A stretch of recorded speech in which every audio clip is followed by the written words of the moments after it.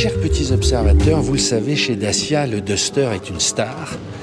C'est devenu au fil des années le modèle référent de chez Dacia, qui a, presque dépassé la marque et qui a donné ses lettres de noblesse à cette marque géniale. Eh bien, aujourd'hui, on va aller voir le futur de cette marque. On a eu la chance d'être invités pour découvrir. Ils ne sont pas embêtés sur le nom du concept, c'est le Bigster, c'est-à-dire qu'il est plus grand, il est plus. Et on va rencontrer la personne qui a travaillé sur ce concept. Il s'appelle Yann Jarsalet, il a travaillé 20 ans chez Renault et depuis quelque temps, comme je vous le disais, il est chez Dacia et il a fait cette voiture qui a une gueule mais insensée. Bonjour Yann, ça va bien ? Ça va bien, merci. J'ai bien dit Jarsalet. Hein. C'est bon. Ça va, monsieur le Premier ministre ? Ça va très bien. Bon, je disais c'est important parce qu'on a parlé un peu en off. Vous avez une grosse culture maison parce que vous avez été 20 ans chez Renault.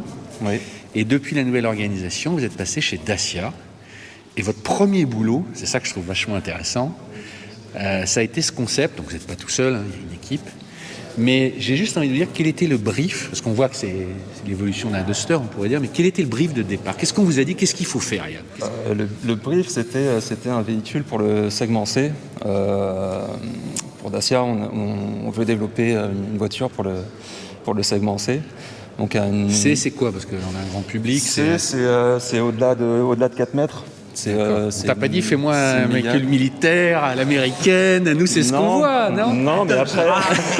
Ouais, un Dodge Ram, excusez-nous, mais vous dites C, mais c'est triste, ça fait pas rêver les gens. Là je vois une caisse qui on sent qu'il y a de la générosité. Ouais, mais vous avez été inspiré, on est bien d'accord, il y a beaucoup d'inspiration, et c'est au sens le plus noble du terme.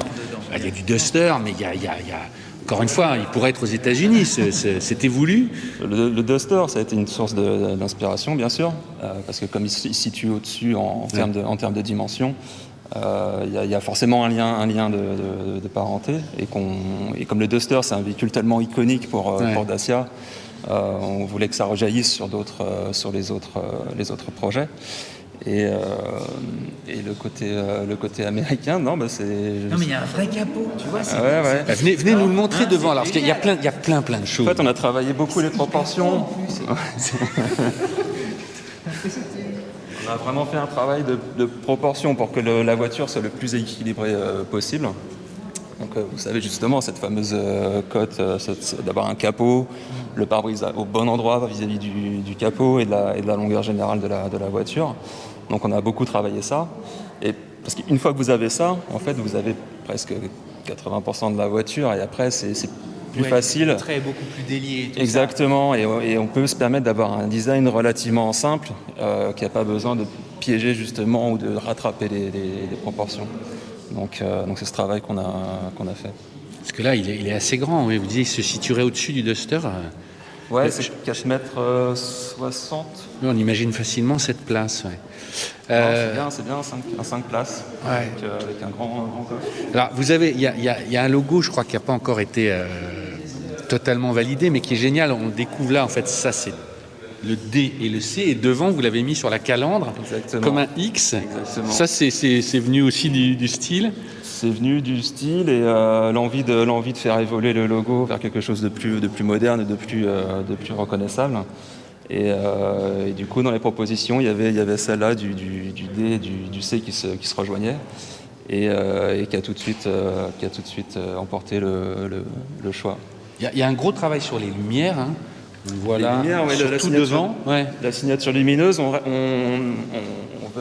continuer cette signature lumineuse en Y, en forme de Y. Ouais, déclinée en fait même sur qu'on a sur les nouvelles Sandero et sur d'autres véhicules. Là où on veut le faire évoluer, c'est de le rendre plus blocky, plus épais, et pour que il soit plus cohérent avec le reste du design de la voiture qui est assez chunky. Et donc à l'avant comme à l'arrière. Ouais, ce sont des Y, ça y est, on comprend bien en fait. Okay. Ouais. Et un petit côté ce qu'on appelle chez nous le digital, de le traiter un peu comme vous savez les chiffres d'une horloge digitale, pour amener un peu plus de modernité. Puis il y a un côté presque spatial aussi, je sais pas. Mais je pense que ça peut venir ça vient de là, de ce côté un peu digital, un peu. Côté Star Trek, je sais pas pourquoi moi je vois une fusée en fait. Si on la met comme ça. C'est... Alors en plein air du développement durable et du cycle de vie et toutes ces choses-là, c'est pas un peu un contresens de faire un gros véhicule justement où on a l'impression qu'il y a un V8 en dessous, je sais que c'est pas le cas, mais qui se veut, c'est pour ça que je pense qu'on disait américain. Ça pose une réflexion là-dessus ou par rapport à... Non, oui, le V8, non, il ne sera pas proposé en V8. Non, mais vous comprenez ce que je veux dire, hein, voilà. Bien sûr, bien sûr. Ouais. Après, la voiture est basée sur cette fameuse plateforme CMFB qui permettra de l'hybridation de la voiture, où elle sera proposée aussi en GPL, donc il y a d'autres motorisations possibles. Tout ça, c'est du recyclage, hein, ça vous disiez. Tout à fait, ouais, l'idée c'est de casser un peu les codes de certains pièces qu'on retrouve sur ce genre de voiture, comme du chrome ou des pièces en aluminium, et plutôt de jouer avec des matériaux recyclés et recyclables dans l'absolu, et de les mettre vraiment en avant et que ça devienne vraiment une identité, quelque chose d'identitaire pour la marque. C'est une première, ça n'existait pas ça avant. Ça existe sur certaines pièces, ça existe les pièces recyclées, ça existe sur certaines parties de la voiture, mais qui sont cachées en général. Les passages de roues, ou exactement, ou des pièces un peu plus. Mais ça va devenir de côté moteur. Et nous, on voudrait les mettre en avant parce que voilà. Cet aspect visuel, il n'est pas inintéressant, je trouve. Ah, c'est tout à fait intéressant. Ouais, on aura les fibres. Je crois pas avoir vu ça. Il y a à la fois du polystyrène et de la pierre en même temps. Je sais pas comment expliquer. Il y a un double. Il y a un côté en plus qui fait costaud.